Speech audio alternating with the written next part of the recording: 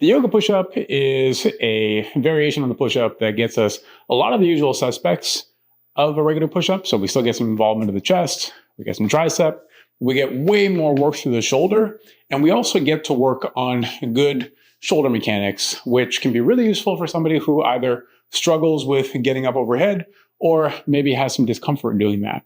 So setting this up, there's a few things we have to pay attention to, and there's a few ways that this can go wrong. So first, in terms of the setup, what we want to do is set up for a regular push-up. So we want hands underneath the shoulders. So I'm always setting my hands about shoulder width. And I want to establish a nice long body position. So if I were to draw a line right now from my shoulder through to my hip, through to my heel, it'd be a straight line. And then from there, I'm going to do a regular push-up, but then I'm going to push up and back. And I'm going to drive my hips through to the ceiling and drive my heels away from the ground at the same time. So this pushes me into a pike, and then I come back to my regular push-up position. So push-up, drive my heels, and drive my hips up to the ceiling.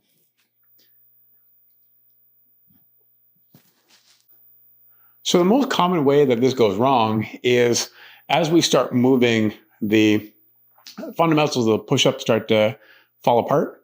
So we start to drive the shoulders up to the ears. We start to slump through the body, or the hips start to rise. So we want to make sure that we're not changing the push-up position.